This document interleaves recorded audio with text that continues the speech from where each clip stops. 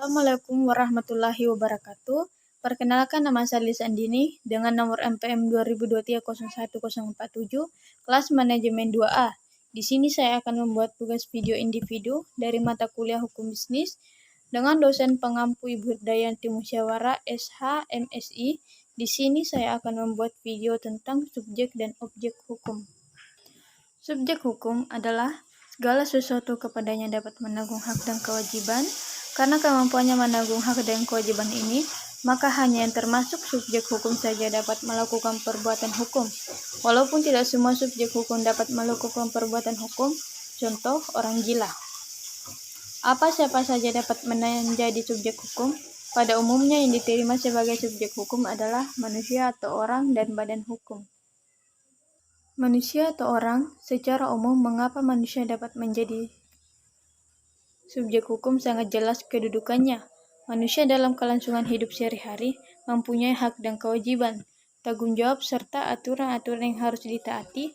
Ketika hak dan kewajiban tersebut dilanggar akan dikenai sanksi. Seseorang yang dianggap sebagai subjek hukum sejak lahir hingga meninggal dunia. Bahkan terdapat perluasan seperti dalam pasal 2 KUH Perdata yang dimana menyatakan anak dalam kandungan seorang wanita dianggap telah lahir setiap kali kepentingannya menghendakinya. Kendati manusia merupakan subjek hukum, namun tidak semua manusia dapat melakukan perbuatan hukum. Pada masa lalu, budak tidak dianggap sebagai subjek hukum, melainkan objek yang dapat diperjualbelikan, namun perbudakan tidak berlaku lagi di masa sekarang. KUH Perdata pasal 1330 juga menyebutkan bahwa perempuan dalam pernikahan tidak dianggap cakap dalam melakukan perbuatan hukum. Namun aturan tersebut telah dicabut melalui Surat Edaran Mahkamah Agung nomor 3 tahun 1663 tentang gagasan menganggap Burgerlich Wetboek tidak sebagai undang-undang dan pasal 31 Undang-Undang Perkawinan serta Undang-Undang Perkawinan yang menganggap kesetaraan kedudukan suami dan istri. Manusia atau orang yang dianggap tidak dapat melakukan perbuatan hukum yaitu 1. Anak yang di bawah umur, 2. Orang yang berada dalam pengampuan dungu, sakit, atau ingatan. Yang kedua, badan hukum. Seiring perkembangan zaman, selain manusia, badan hukum telah dianggap juga sebagai subjek hukum. Menurut Prof. Soebekti, badan hukum adalah suatu badan atau perkumpulan yang dapat memiliki hak-hak dan melakukan perbuatan seperti menerima serta memiliki kekayaan sendiri, dan dapat digugat dan menggugat di muka hukum. Badan hukum sendiri memiliki kekayaan yang terpisah dengan anggotanya, begitu pula dengan hak dan kewajiban. Objek hukum.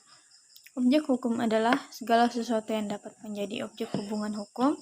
Jika masih bingung, gampangnya objek hukumnya itu segala sesuatu yang berguna dan dapat dimanfaatkan oleh subjek hukum. Manusia atau badan hukum, biasanya objek hukum inilah nantinya menjadi sumber masalah hukum yang terjadi antara subjek hukum. Secara umum, yang dimaksud subjek hukum adalah barang atau benda. Menurut pasal 499 KUH Perdata, kebendaan adalah tiap-tiap barang dan tiap-tiap hak yang dapat dikuasai oleh hak milik. Penggolongan benda yang perlu kita ketahui yaitu A. Benda berwujud dan tidak berwujud, B. Benda bergerak dan tidak bergerak, C. Benda dan dapat dihabiskan dan tidak dapat dihabiskan, benda yang dapat diganti dengan yang tidak dapat diganti, benda yang sudah ada dengan benda yang masih akan datang, benda yang dapat dibagi dan tidak dapat dibagi. Itulah tugas video dari saya. Sekian, terima kasih. Assalamualaikum warahmatullahi wabarakatuh.